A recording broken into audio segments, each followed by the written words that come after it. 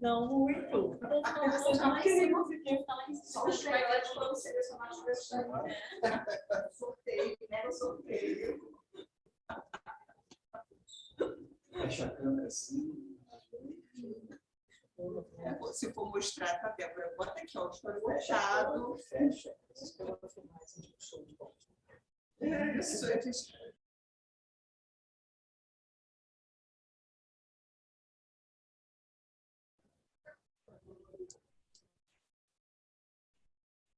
Então, vou novamente me apresentar.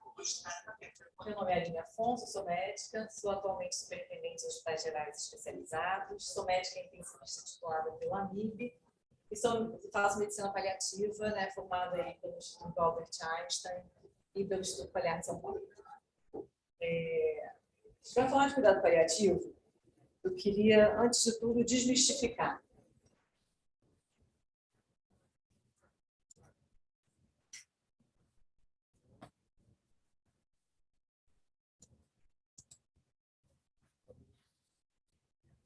A gente ainda tem uma imagem do cuidado paliativo, quando eu vou falar em cuidado paliativo, a gente só pensa naquele paciente moribundo, aquele paciente no final da vida. E não é isso, eu quero falar de vida. Quero falar daquilo que a gente faz em cada segundo da nossa existência, né? Até lá, aquele último momento, aquele último suspiro, isso que é viver.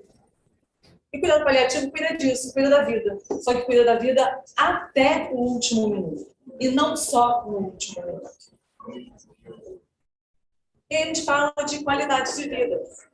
Então, a preocupação do paliativista, e que deveria ser a preocupação de todo mundo da área de saúde, porque foi isso que a gente se comprometeu quando veio para a assistência, é com qualidade de vida. Então, eu estou falando de bem-estar físico, de bem-estar mental, de bem-estar psicológico, de bem-estar emocional, dos relacionamentos sociais, dos relacionamentos de família, de amigos e da saúde. Essas coisas todas se falam. E o cuidado paliativo está junto com todas elas.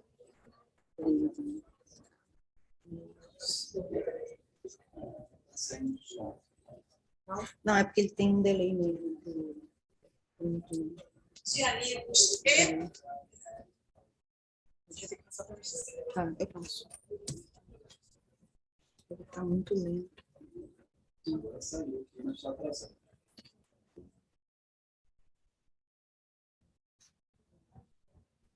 Bom, e aí tem uma frasezinha que a gente encontra ali por aí, tem cartaz no hospital, aparece na história do Dia do Médico, na semana da enfermagem, que curar quando possível, aliviar quando necessário, consolar sempre. É isso que a gente faz? Não é isso que eu vejo quando eu ando pelos hospitais. Eu ando pelos hospitais, eu vejo pacientes chamando o médico que junto no escudo, uma equipe que olha para baixo para não olhar para o doente, para não ter que trocar uma fralda, porque não está afim de trocar naquela hora. E aí a gente vem falar que cuidado paliativo, não precisa de especialidade, realmente não precisa de especialidade. Contanto que a gente tem uma humanidade de saber que aquela pessoa que está em cima de uma cama precisa da gente. Precisa da gente no menor dos cuidados, que é uma imensa covardia a gente passar por um leito e não olhar para a cara do paciente. E a gente não se preocupar em como ele se sente. E a gente não compreender quem é aquela pessoa. E a gente não vai conseguir cuidar, no mínimo, se a gente não fizer isso.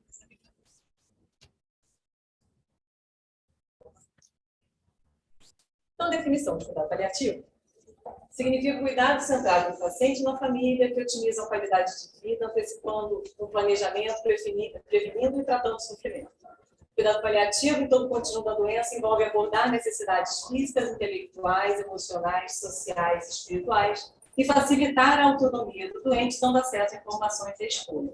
Eu acho que essa é a definição mais completa.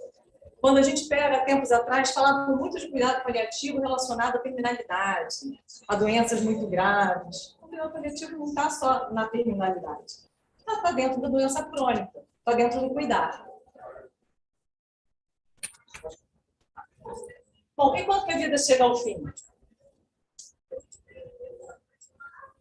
O cuidado paliativo ele não prolonga, ele não acelera o processo de morte. O cuidado paliativo ele cuida do paciente, alivia o sofrimento em todas as suas dimensões até o fim. Então, ainda tem gente que imagina que o paliativista, seja ele o médico ou enfermeiro, é um urubulino. Então, assim, lá vem a equipe do cuidado paliativo, e o paciente vai morrer. E não é isso. Quantas vezes o paliativista cuida tão bem do sintoma que consegue dar alta para o paciente para casa. Tem paciente que entra em cuidado paliativo e sai do cuidado paliativo ao longo do tratamento da doença, de tal forma que ele se recupera, que ele consegue sair do cuidado paliativo. Pode ser que volte um dia, provavelmente vai. Mas, assim, cuidado paliativo não é cuidado de fim de vida. O cuidado de fim de vida faz parte do cuidado paliativo. Quem tem um trabalhinho que eu sempre gosto de colocar aí nas aulas, que é um trabalho da New England, que mostra, compara dois grupos de doentes. Né? Pega pacientes com câncer de pequenas células de pulmão, que é um câncer extremamente sintomático, agressivo, né? E pega um grupo e começa a tratar com cuidado paliativo precocemente, e um outro grupo que vai usar o cuidado paliativo só lá no finalzinho da doença. E o que fica muito claro quando você lê o trabalho é que os pacientes que são tratados com cuidado paliativo desde o início da doença têm um transcorrer de doença mais leve, mais feliz, com menos sintomas. Nesse grupo, a gente chega a ter aumento de sobrevida, apesar de não ser esse o dado importante, eu acho, porque não vai ser isso, sempre não é isso que a gente busca, mas sim a satisfação e a qualidade de vida que a gente falou anteriormente. E aí, quem são os pacientes para cuidado paliativo? Então, são os portadores de doença crônica, e aí vai ter gente que vai se impressionar. É uma doença crônica, então diabetes, hipertensão? Sim, diabetes, hipertensão. Em algum momento da doença, vai ter que entrar em cuidado paliativo. Os pacientes com os quadros demenciais, os pacientes de câncer e todo paciente que for enquadrado no provável óbito dentro de mais ou menos um ano. E aí, o câncer. Eles têm que ter muito cuidado com os rótulos. Porque quando a gente fala de cuidado paliativo, naturalmente as pessoas só pensam em câncer. E quando a gente recebe no hospital um paciente com câncer, a primeira coisa que a gente pensa é assim, cuidado paliativo. Quando muitas vezes não é exclusivamente cuidado paliativo.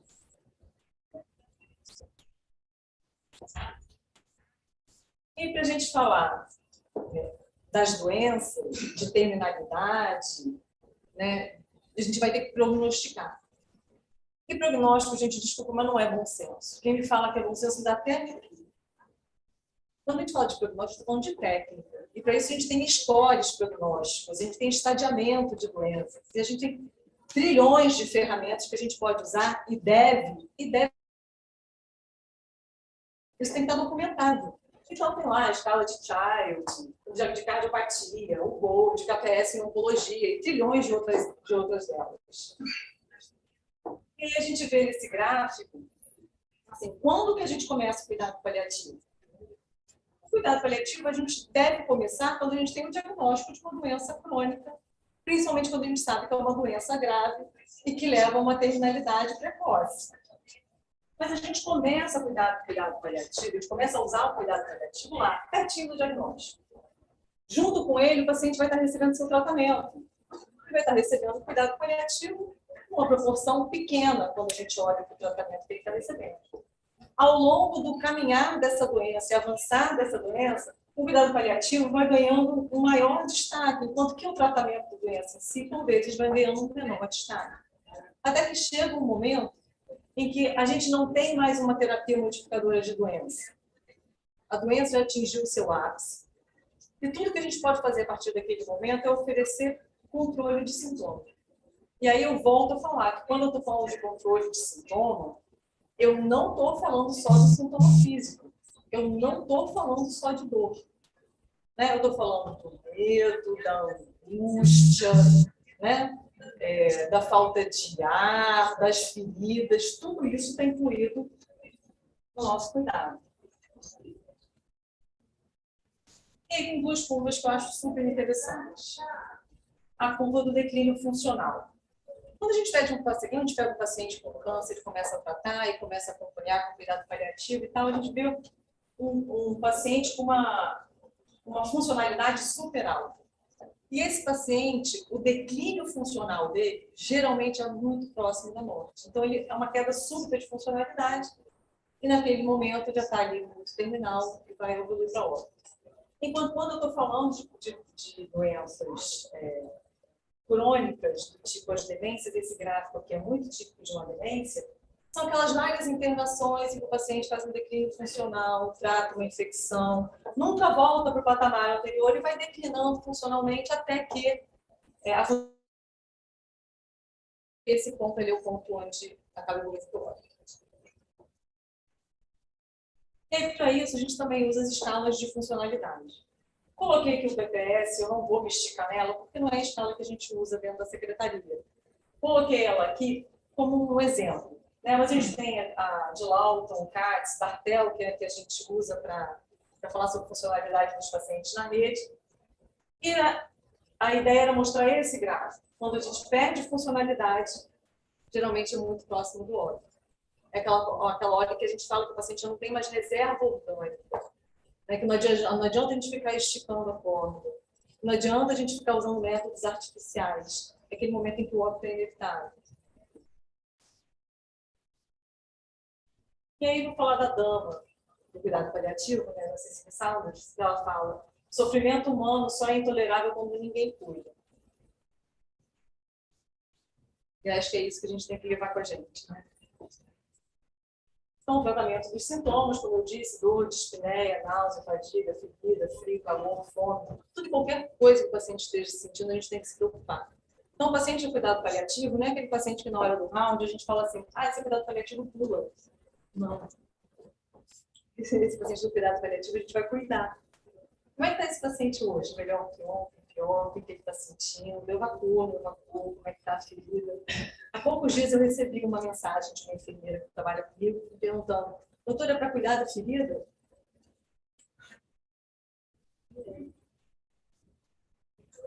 Bem gentil com ela. É para cuidar da ferida, sim. A gente não quer que tenha dor. E aí vem uma capa do The Economist de 2017, se eu não me engano, em que fala, né, que a morte é inevitável e uma morte ruim não é. Para ver como é que isso hoje permeia todos os lados da nossa vida. Né? Então, uma revista que fala de impacto financeiro preocupado com o envelhecimento populacional, com as doenças crônicas, com a disfuncionalidade, com os pacientes acamados, e com médicos que não reconhecem o momento que é o final da vida. Pacientes que no final da vida são abandonados pelas equipes de saúde e deixam famílias órfãs, né? Porque aquela família não sabe cuidar, aquela família não sabe tratar, não sabe lidar com aquilo. E aí a gente tem 56,8 milhões de pessoas no mundo que têm necessidade de cuidado paliativo, 25,7 milhões estão no seu último ano de vida.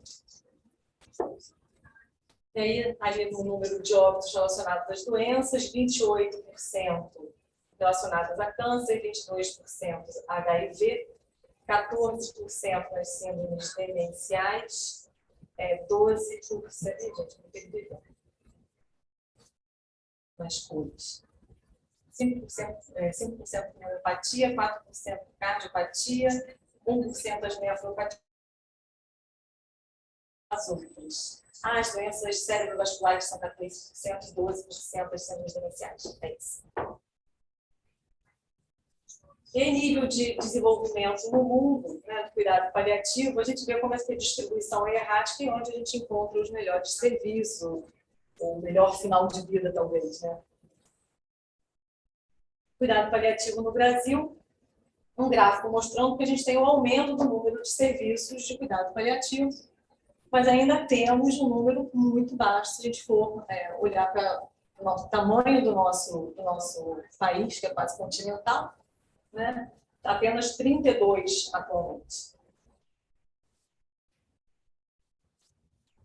E aí 96, né? 50% deles são públicos, 36% da iniciativa privada e 14% que oferecem atendimento tanto no SUS como de forma particular. E o ranking de qualidade de cuidados de final de vida, ainda onde está o Brasil? Em 79. Então, significa que no nosso país a gente morre mal, morre desassistido. Todo mundo lá na frente, Gana, Guatemala, Nigéria, África do Sul, Bolívia, Senegal, todo mundo na nossa frente. Haiti. E qual o melhor lugar para se estar no momento da morte? Quem sabe isso? Ninguém sabe, né?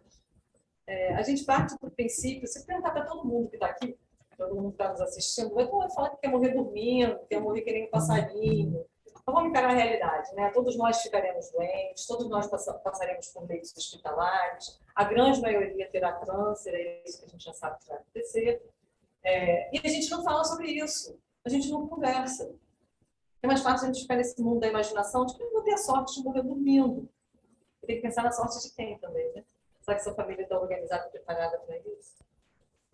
Então, a gente tem que levar em consideração a história pessoal do paciente, valores e desejos, também as condições clínicas, sociais e a rede de apoio. É lindo e muito romântico quando a gente fala que o bom é morrer em casa. Será que é tão bom assim morrer em casa? Será que é bom morrer em casa quando você não tem uma cama adequada, quando você está morrendo de dor, quando você está sentindo falta de ar? Uma família aflita, impotente do teu lado, olhando para aquele sofrimento. Gente, isso é desesperador, isso é muito covarde. Não tira isso da cabeça, não tem negócio de bacana morrer em casa, não. É bacana morrer em casa quando você tem estrutura para morrer em casa, quando é possível. Já tive alguns pacientes que me pediram, né? Assim, doutor, eu queria morrer em casa. Se for possível, sim. Quando chegou lá na hora da morte, não quiseram ir para casa, não. Com dor, passando mal, né? Onde vai ter o controle de sintoma mais adequado? É sempre assim? Não, não é sempre. Por isso que eu falo que é uma pergunta que não tem resposta. A gente tem que analisar caso a caso. Então, não tem que vir com máximas, nem nenhuma grande certeza de que estar em casa é o melhor dos mundos. Nem sempre é. Há pouco tempo eu estava como superintendente num dos hospitais da nossa rede e eu assisti uma cena incrível, assim, uma médica que tinha combinado uma alta com um doente terminal e ela falou que ele está nas últimas, talvez, horas de vida.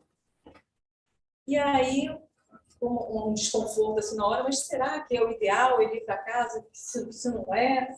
Ele vai morrer ali na esquina, mas será que é justo? Mas eu prometi para ele, eu prometi para a família, e eles estão indo embora com o meu telefone. Eu saí do auditório, passei pelo rio, o doente indo embora para casa, estava com os 5 filhos. E com o telefone da médica. Então, tem situações e situações. Dar segurança para a rede de apoio, ensinar a cuidar, orientar, falar sobre o que esperar no momento que antecede o óbito, como é que as coisas acontecem. Porque as pessoas ainda acham que morrer estribucha, solta sangue pela boca. Na grande maioria das vezes, não. Mas a gente precisa explicar o que vai acontecer. A gente precisa falar sobre a sororota, né? Sobre o ruído da morte, sobre um esforço respiratório que pode acontecer no final da vida. Isso tudo tem que ser falado. Quando a gente prepara as pessoas passam por isso com muito menos sofrimento. E como nós podemos atuar como rede? Então é muito bonito tudo isso que a gente fala, mas como é que eu consigo dar alta para o paciente ter uma morte dentro da sua casa, conforme foi combinado com a equipe, se eu não tenho o apoio do PAD? E hoje a gente tem um PAD forte, a gente tem um PAD que faz cuidado paliativo, tem um PAD que está participando do PROAD SUS de cuidado paliativo. Atenção primária, com as consultas e medicações para controle dos sintomas. Então é para isso que a gente precisa se preparar. E isso aqui é o começo. E a gente começar a falar sobre isso. E eu venho trazer um pouco dos conflitos bioéticos, porque nós ainda somos questionados a respeito de eutanásia. Então, a eutanásia é o ato intencional de proporcionar a alguém uma morte indolor para aliviar o sofrimento causado por uma doença incurável ou dolorosa. Então, eu vou e aplico uma substância que faz com que a pessoa venha a óbito. Ortotanásia, permitir que o paciente morra da própria doença quando essa encontra-se em estado irreversível. É quando eu converso com a família, rede de apoio e com o paciente, assim, a partir de agora, tudo que eu oferecer de artificial, intubação, hemodiálise, eu vou estar postergando o inevitável. A gente está entrando num caminho que não é que eu volto. Isso pode ser conversado, isso pode ser explicado lá no início. Lá no início da doença. E distanase, que é a prática pela qual se prolonga através de meios artificiais desproporcionais a vida de um enfermo incurável. É isso. Eu falo que há 10 anos atrás, esses 10 anos deve ter 15, tá, gente? Porque tem uns 5 anos que eu falo que há 10 anos atrás. Eu era rotina de um CTI, eu tinha 12 leitos. Os meus 12 leitos eram de pacientes muito idosos, que não tinham mais conexão nenhuma, não tinham interação. Alguns estavam em diálise, outros no respirador, alguns estavam programando gastrostomia. Eu olhei à minha volta assim, eu falei assim, gente, o que é isso que a gente está fazendo? Aonde isso aqui vai parar? E ali começou a minha busca pelo cuidado paliativo. Foi ali, como intensivista. E temos a nistanásia, que é a morte inadequada, sofrida por falta de assistência, negligência, imperícia ou imprudência. A gente vê isso todos os dias, gente. É o velhinho que chega na emergência, a gente olha e fala assim, é cuidado paliativo, e vira as costas. E a gente, ao menos, chama a família para conversar, para entender o que a família espera. Por vezes, se a gente tivesse essa conversa, a gente conseguiria levar esse paciente para casa. Com assistência, orientação. Mas não, é mais fácil falar que o doente cuidado paliativo de vira as costas. Isso é a nistanásia. Podemos também relacioná-los aos maus tratos sociais, então mais do que no ponto do nosso interesse, né? Existe alguma lei sobre cuidados paliativos? Então, quando a gente fala da Declaração Universal de Direitos Humanos, de 1948, que todo ser humano tem direito à vida, à liberdade e à segurança pessoal, a gente está falando de cuidado paliativo. Quando a Constituição de 1988 a gente fala sobre assegurar a dignidade da pessoa humana, preservando o paciente de qualquer tratamento desumano, a gente está falando de cuidado paliativo. Quando no Estatuto do Idoso a gente fala que é assegurado o direito de optar pelo tratamento de saúde que lhe foi reputado mais favorável, contanto que ele tenha condições mentais, a gente está falando de cuidado paliativo. E tem uma resolução do CFM, né, de 2012, em que vai falar sobre as diretivas antecipadas de vontade, testamento vital. Começam a aparecer mais documentos a favor dos cuidados paliativos. E aqui eu coloco o Estatuto do Idoso, que fala mais um pouquinho, quando a gente fala pelo curador, quando o idoso for acreditado, pelos familiares, quando o idoso não tiver curador, não puder ser contactado pelo quadro, pelo médico, quando ocorrer iminente risco de vida, não houver quadro para consulta ao curador ou ao familiar, ou pelo próprio médico, quando não houver curador ou familiar conhecido, que deverá comunicar de fato ao Ministério Público. Quando a gente tem que tomar as decisões sobre alguma forma de limitação frente ao idoso. Tem alguns principais marcos legais de cuidados paliativos no SUS. Então, a Constituição, a Lei 8080, de 1990, as políticas nacionais e a inclusão do cuidado paliativo na rede.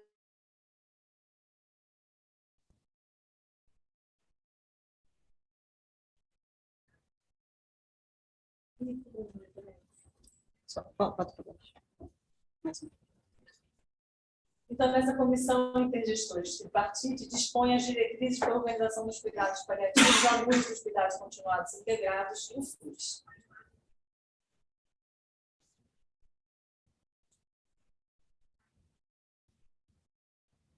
A organização do cuidado paliativo deverá ter como objetivos integrar o cuidado paliativo na rede de atenção à saúde, promover a melhoria da qualidade de vida dos pacientes, incentivar o trabalho da equipe multidisciplinar, fomentar a instituição de disciplinas e conteúdos programáticos de cuidados paliativos no ensino de graduação e especialização de profissionais de saúde, ofertar educação permanente e cuidado paliativo para os trabalhadores da saúde do SUS, promover a disseminação de informação sobre cuidado paliativo na sociedade, ofertar medicamentos que promovam o controle dos sintomas dos pacientes em cuidados paliativos. Pugnar pelo desenvolvimento de uma atenção à saúde humanizada, baseada em evidências, com acesso equitativo e custo-efetivo, abrangendo toda a linha de cuidado e todos os níveis de atenção, com ênfase na atenção básica domiciliar e com integração com os serviços especializados. Atenção à saúde humanizada, baseada em evidências. Então, gente, cuidado paliativo, vamos tirar o algo romântico. Não é a especialidade dos ursinhos carinhosos. Não é pegar na mãozinha. Cuidado paliativo é cuidar. É duro, doloroso, por vezes. E a gente só está preparado quando a gente já mergulhou nas nossas próprias dores. Onde você consegue entender aonde está a dor do outro e onde está a sua. Senão a gente não consegue.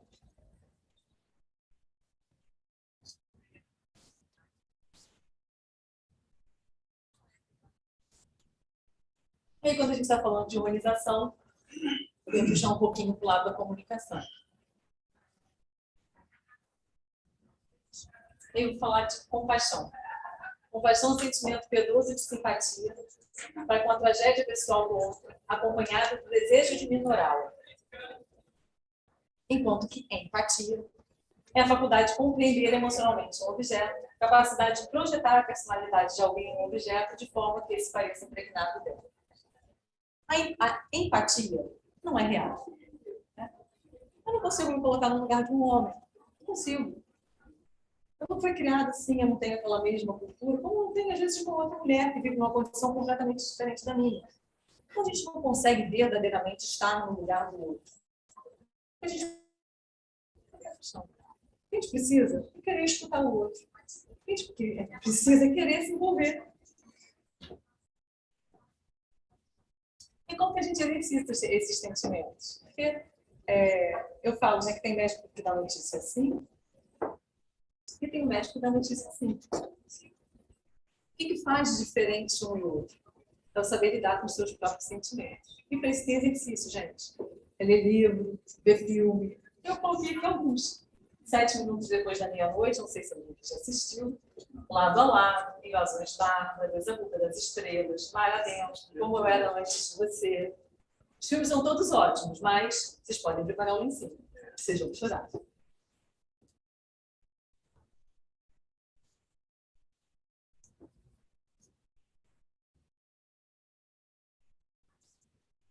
E quando eu falo de comunicação, a gente geralmente pensa que estou falando da comunicação com a família, de comunicação com doentes.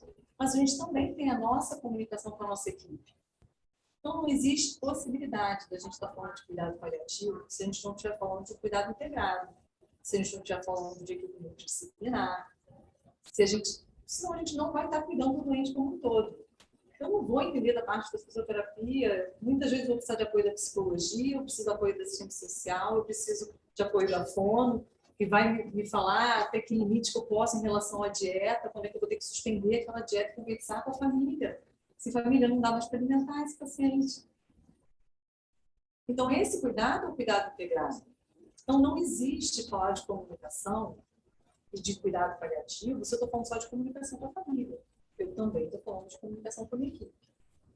E me lembro de algumas vezes, dentro do CTI, ter conversado com famílias estavam lá, do lado do doente, se despedindo, e passa um técnico de enfermagem por mim, assim, batendo os pés. Se ele estiver assistindo, ele vai lembrar. Batendo os pés, assim, zangado. Eu fui atrás dele, e ele chegou e falou assim, não estudei para isso, ou não estudei para isso. E levei para minha sala para conversar. Assim, mas para isso o quê? E a gente teve uma conversa longa. Chorou de um lado, chorou de outro. Desmistificamos uma série de coisas, entendi uma série de coisas da vida dele que faziam ele pensar daquela forma. E no final eles estavam lá de mão dada junto com a família. Até rezaram. E quando eu falo de comunicação com família, tem a hora certa. Né, gente? Assim, a comunicação com a família ela tem que ser organizada. Não existe aquela conversa que, por vezes, é uma conversa rala, superficial, diária, mas existe uma ferramenta que a gente usa, que é a conferência familiar. A gente pega as pessoas que são responsáveis pela família, pega pessoas que fazem parte da nossa equipe, programa um horário marcado, um lugar para sentar, num ambiente calmo, tranquilo, onde as pessoas conseguem expor as suas ideias, né? As pessoas conseguem fazer perguntas e compartilhar as decisões de cuidado.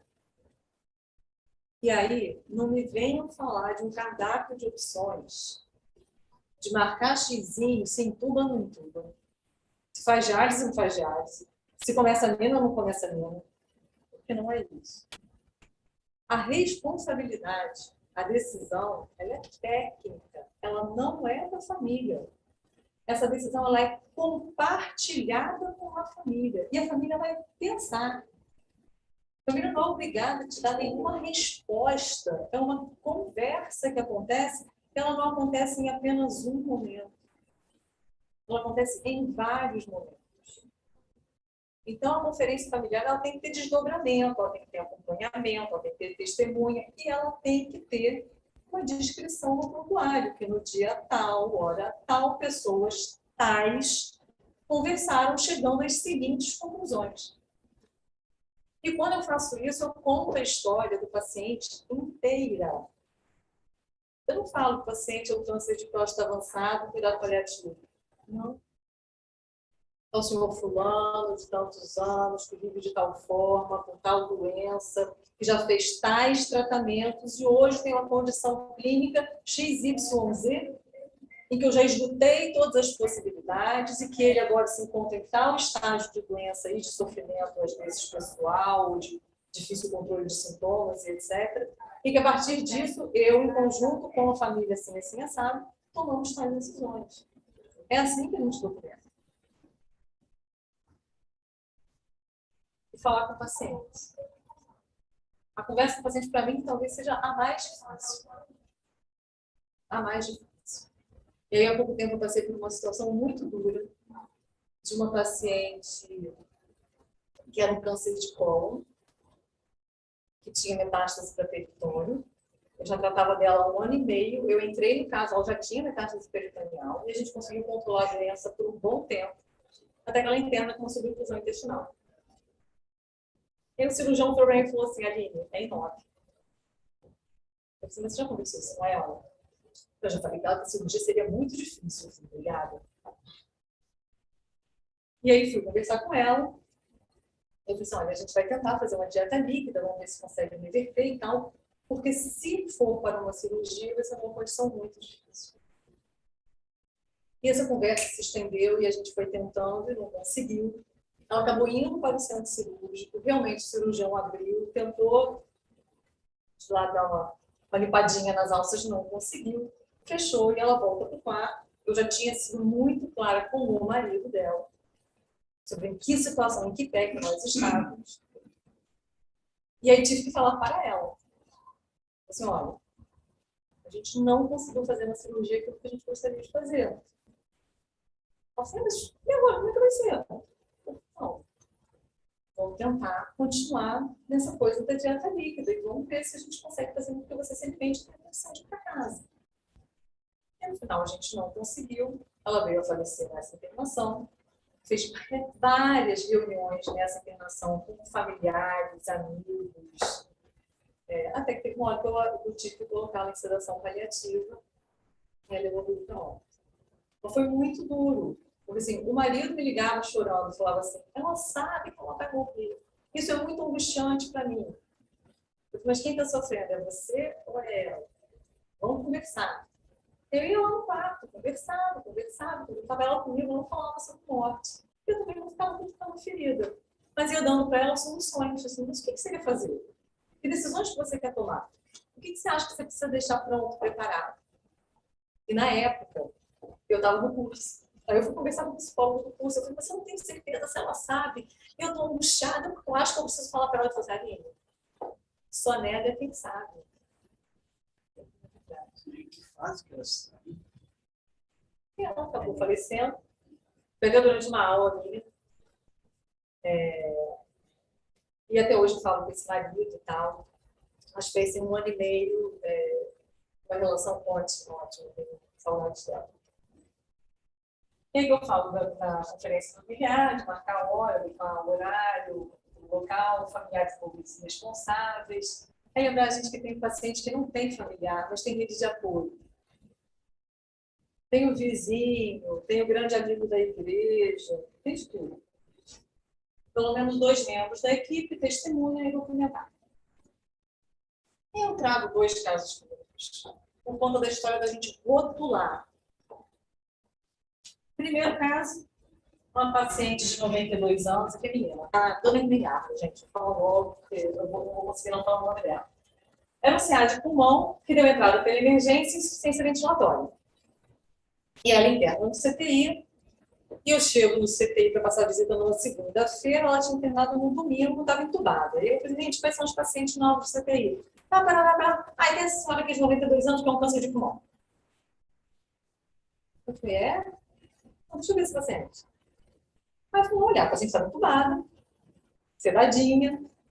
Aí fui olhar o prontuário, a doente foi levada para o hospital por um taxista, amigo dela, uma pessoa de 92 anos, que tem um taxista que é amigo, que não é disfuncional. Né? Uma paciente de 92 anos, funcional pra caramba. Bom, insuficiência respiratória, foi entubada, câncer de pulmão, deixa eu ver a tomografia. Tinha um nódulo deste tamanho. Olha os exames laboratoriais e acidose metabólica. Uma história de diarreia. Gente, se eu deixasse, a história ia ser essa, ia ser cuidado paliativo fim de vida. Acabou. Pela idade. Juntou a idade com câncer, nossa, acabou a vida aí, né? E aí essa paciente entrou em diálise, fez 3 sessões de diálise, foi estubada. Gente, no dia, se não foi no dia, foi no dia seguinte, tá? Que ela foi estubada, ela não falava muito, ela não conseguia falar muito bem, que estava com um pouco de edema, ela fazia assim, eu falei, mas dona Ligada, eu estou conseguindo entender. Minha cervejinha. Eu tomo minha cervejinha todos os dias. Mas é só um pouquinho, doutor. Na época, só com bastante tempo, eu liguei para o chefe do CTI. Eu falei, ai, chefe, vamos dar uma cervejinha para ela? Ai, Vini, como é que eu vou fazer isso dentro do hospital? Eu tenho muito tempo, né, gente? Como é que eu vou fazer isso dentro do hospital? Eu não sei. Vou ligar para a Márcia, a esposa dele. A Márcia falou que a gente não deve fazer isso, não. Isso vai causar um rebu dentro do hospital, que a enfermagem não vai aceitar, isso vai dar confusão, é melhor a gente não fazer. No dia seguinte, eu falei assim, chefe, você não quer vir conhecer a dona Renata? Aí ele desceu. Aí ele olhou para ela, olhou para mim, conversou com ela. Vamos tomar uma cerveja. Vamos lá. E nesse hospital que eu trabalhava, tinha um supermercado logo em frente. Na época tinha uma escola Cicarelli, que tinha uma boca grandona, assim. Aí eu comprei a tal da cerveja, e na hora que a gente foi oferecer para ela, ela falou assim, vocês não querem beber comigo? Isso a gente não pode. Então ela tomou um bolinho de cerveja. Eu tenho essa foto, a gente guardada em algum lugar, que eu não consigo resgatar em qual lugar de nuvem que isso está, mas eu vou mandar essa foto. Que estou eu, ele, né, o chefe, e ela com o copo na mão tomando a cerveja. E o segundo caso é do seu Walter, 58 anos, um câncer de próstata, que deu entrada por emergência com insuficiência ventilatória. E esse paciente foi para o CTI, chegou no CTI, vejo um paciente sentado no leito, super anemiado, muito prostrado, desconfortável, com uma esposa próxima a ele, nitidamente zangada, assim, mal-humorada. As pessoas olhavam e falavam assim, ela quer ficar cuidando do CTI, tem problema sempre, né? Ela quer ficar cuidando do CTI. Eu vi gente com problema. Ai, doutora, a gente não trabalha em nada. Deixa ela ficar junto com ele, não há problema. E fui eu conversar com essa senhora. Ela era mais jovem que ele, mas ainda assim chamava de senhora. E aí, numa conversa que a gente teve, ela começou a chorar muito. Ela falou assim, olha, o Walter tem câncer de próstata há 6 anos, tem metástase para osso, faz tratamento, já fez radioterapia, quimioterapia, já fez radioterapia de lesão óssea cervical, e depois dessa radioterapia, que era para controle de dor por conta da metástase óssea, ele ficou com muita dificuldade para deglutir. Ele falou que ele não ia fazer gastrostomia de jeito nenhum. E aí ele vem tendo pneumonias de repetição. E as internações são muito frequentes, doutor. Já foram 4 internações só esse ano. E a cada internação ele volta para casa mais fraco. E em casa ele tem uma posição para ficar. Ele não consegue nem mais assistir televisão. Eu não consigo comunicar direito com ele, não consigo nem direito de me responder. Está meio sonolento, assim, muito frustrado. E aí eu pergunto para ela se ela queria estar dentro do ambiente de CTI, se ela preferia estar no quarto. Ela falou assim, eu preferia estar no quarto. Eu falei, você entende? Quando eu estou falando de quarto, eu estou falando da gente tentar tratar essa pneumonia sem medidas invasivas, sem a gente entubar. Nós não entendo, eu acho que nada disso tem cabimento no caso dele. Então, no quarto. Chamamos os filhos, ela era no segundo casamento, os filhos foram, conversaram, etc. E tem uma filha, ele falou assim, não é fulano, não é ele. Ele não ia receber uma homenagem do IFAM e tal. Ele tinha feito uma reportagem a respeito de um seringueiro que foi assassinado lá no norte, no Nordeste. E a reportagem, assim, acho que foi uma coisa grandiosa, quase com um dossiê a respeito do cara e tal. E ele recebeu essa homenagem do IFAM. Ela falou, pois é, mas hoje ele está internado. Gente, é que pedir para o serviço social do hospital me ajudar. E nós ligamos para o IFAM. O IFAM foi até lá, prestou homenagem, levou o livro dele, levou a medalha, fizemos. Horas depois ele morreu. Durante aqueles dias no quarto, eram conversas da família. Ele respondia eventualmente alguma coisa, ali ele já era muito torturoso. E as pessoas estavam entre risos e choros. Era o dia inteiro tocando tango, porque ele e a esposa tinham se conhecido na Argentina dançando tango e tal. E a despedida foi entre momentos de lembranças agradáveis, que riam, momentos de tristeza, que choravam, mas um clima absolutamente leve. E quem faz cuidado paliativo vive isso algumas vezes. Quando a gente tem um momento de entendimento sobre aquilo e aceitação, as pessoas estão em paz. Em paz. E tem um outro caso que eu não coloquei aqui, que eu gosto de contar. Era de uma senhorinha de 95 anos, era avó de uma médica, que me liga um dia de manhã, falou assim, eu queria tanto que você fosse ver a vovó.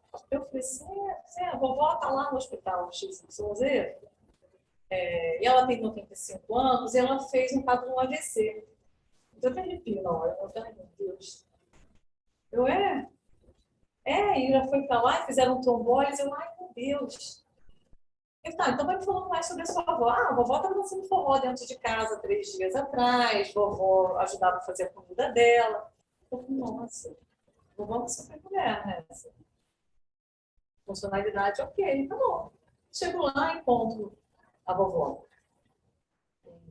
Acordadinha, estava com déficit motor leve, na verdade ela ficou com uma negligência. Chegaram a fazer trombectomia e a gente conseguiu dar alta para ela ir para casa. Ótimo. Ela já tinha cuidador em casa, fisioterapia e etc. Ela foi no meu consultório andando, meses depois. Nossa, ótimo. Belo dia, recebeu outra ligação. Aline, vovó caiu, quebrou o ferro. Vamos lá. E vou para o hospital e vejo vovó. Vovó sempre alegre. Tudo bem, vovó. Beleza.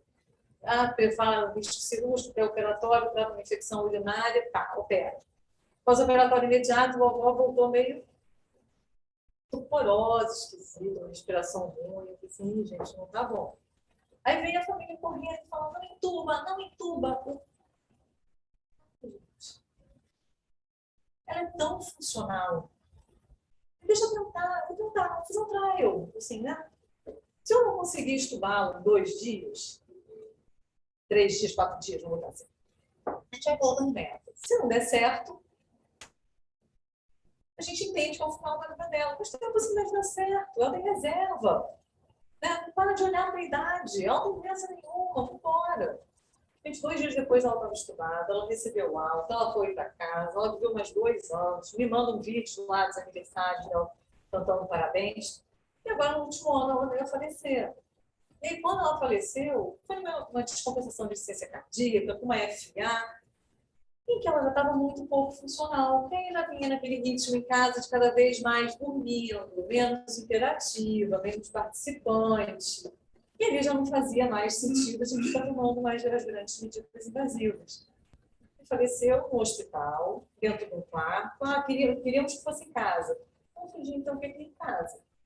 Visita liberada, todas as pessoas no quarto, uma determinada organização, junto dela, com controle de sintomas adequado, todo mundo lá absolutamente tranquilo e feliz. Fizemos a despedida. A gente, isso foram mais 4 anos depois do AVC, de vida com qualidade. Então, é isso que eu quero, assim, cuidado com os rótulos. Assim, cuidado paliativo não é cuidar do fim da vida. Cuidado paliativo é cuidado integrado, é cuidado de todos, em todos os grandes sentidos do ser, é compreender quem é a pessoa e os seus valores, é cuidar também da família. O paciente em primeiro lugar, o paciente em primeiro lugar. Não tem nada pior, o paciente não vai ficar bem se tiver conflito na família. Vai tentar amenizar, desdobrar todos esses conflitos, dar a oportunidade das pessoas se resolverem, né? Se colocar à disposição.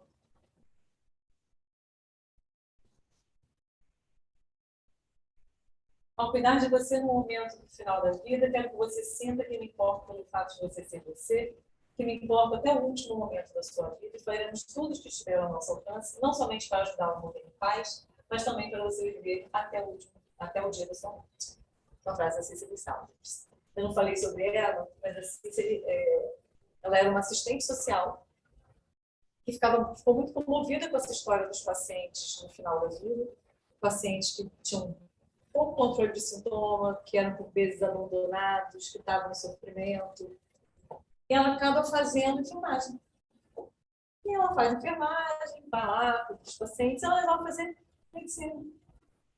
Então, ela é um pilar, é um pontapé inicial do cuidado paliativo.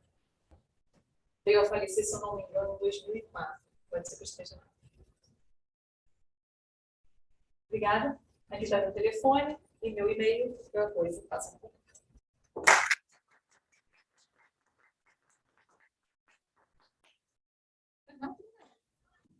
Foi suave.